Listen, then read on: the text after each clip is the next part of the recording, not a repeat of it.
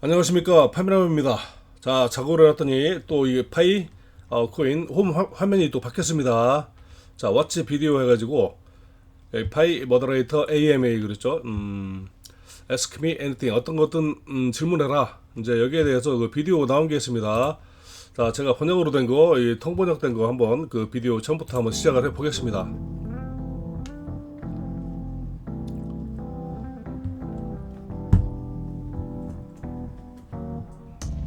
Resubmission would be a useful remedy only for a few cases, such as a failure in image recognition checks.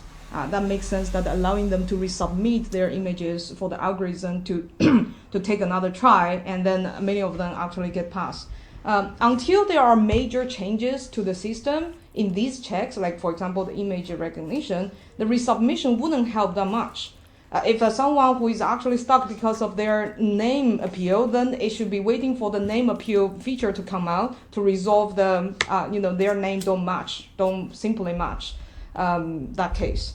So giving them another resubmission wouldn't only lead them to have more trouble resubmitting one more time, wouldn't let them just go past because of resubmission. However, we need to strike a balance in granting, even for the checks that resubmission would help, we need to strike a balance in granting resubmissions because we don't want to let the fake accounts to get many opportunities to retry either. Yes, there is already a feature actually halfway, shown, but there is some scalability issue and not fully fledged for people to use. I don't remember where it is at. Maybe it's in the mainnet checklist. Oh, the last step. It's like inviting your teams to KYC. So this is the mechanism and feature we thought of to mobilizing the inactive or other members who haven't KYC to KYC. In a sense, it's decentralized motivation mechanism. Each person is motivating their own security circle or referral team to pass KYC because they have their own motivation as well, because the bonuses attributed to those members depend on the verification of identity of their team members. So the feature that we're thinking of is notification through similar to the PIN. However, we're also open to sending email notifications, which will take time to set up the infrastructure to send millions of emails, but still more feasible than sending text messages. The majority of the efforts right now in the KYC team have been to unblocking pioneers for their ability to submit KYC and getting unstuck in the KYC review process for various reasons just mentioned above. For the user endpoint, it's just the same, it's pending or it's stuck. But for the engineering side of things, it's actually different sets of work.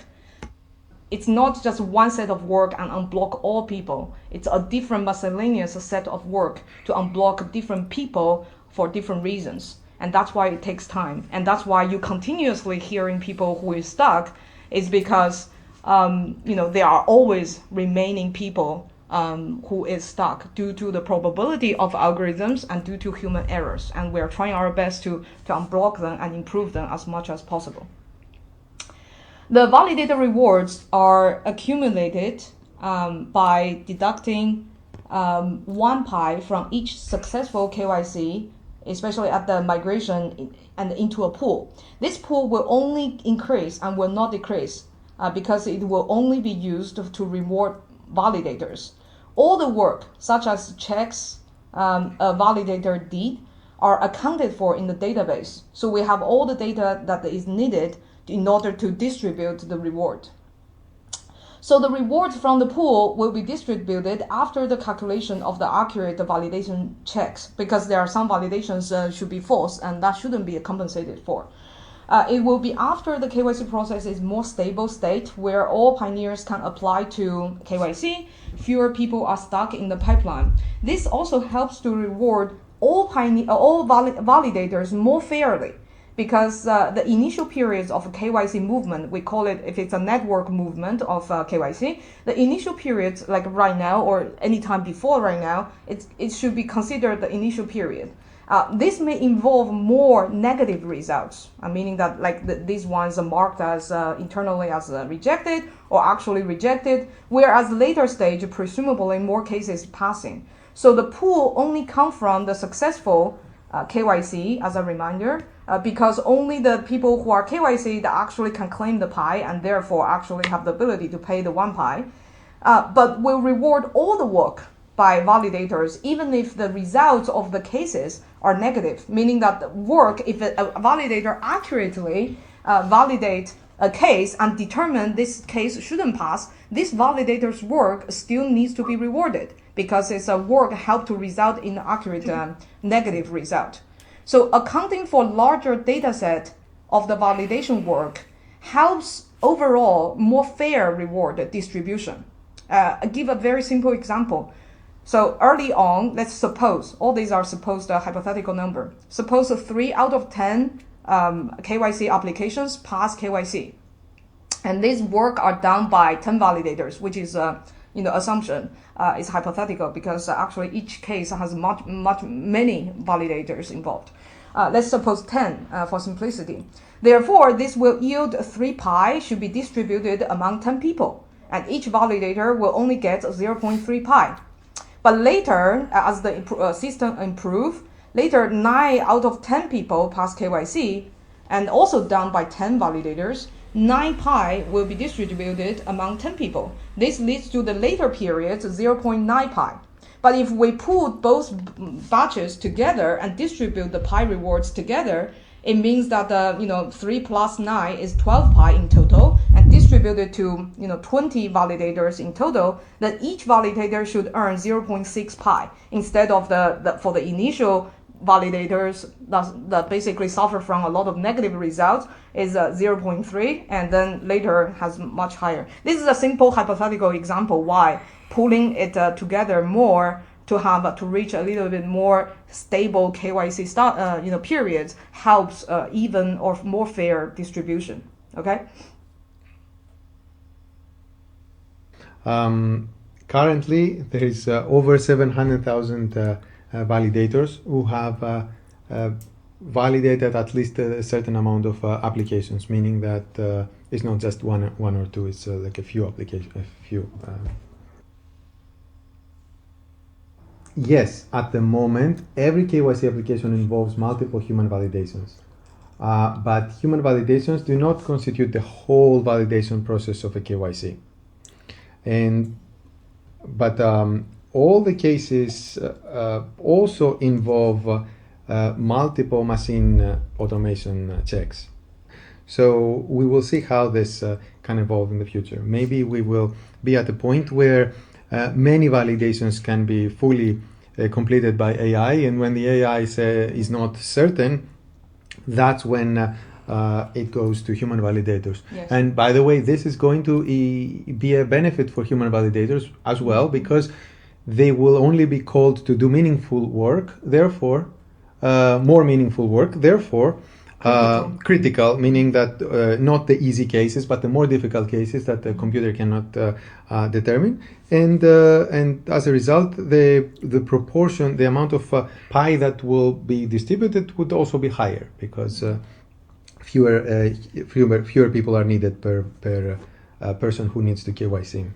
Yeah, so this is the design of a component of a machine and also AI and human is by it's to make something 100%, meaning that it can reach finality. Because AI until today, even though it's a great applications in areas very widely, very useful, but it cannot achieve the 100%. However, the KYC determination needs to be 100%.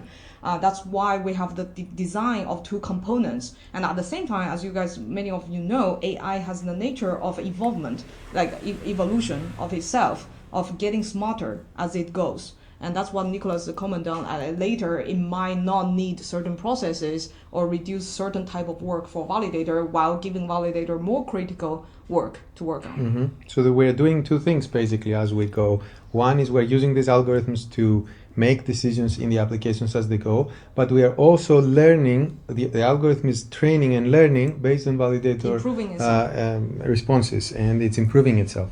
Mm-hmm. some migration statistics. So currently there is a little bit over 1 billion Pi that is moved to mainnet. It's 1.046, something like that. And about 80% of that is locked for 6 months or more, like 813 million and some more. We have migrated about 1.3 million to mainnet. That means that this 1 billion Pi belongs to those 1.3 million people. And there is currently about 2.6 million, about double that, who have passed KYC.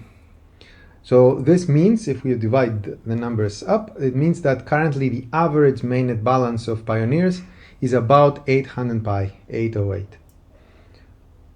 These are the statistics, current statistics about the migration. Can we add the feature automatically switch the keyboard to English when entering a passphrase? This will limit the situation that the pioneer still leaves the keyboard in the native language and confuses one number or character when entering the passphrase. I think this is a really good idea. We can look into whether it is technically feasible if the phones allow you, or the phone browsers allow you to do this, to modify the keyboard settings. If we can, it's a really good idea. Thank you for proposing it.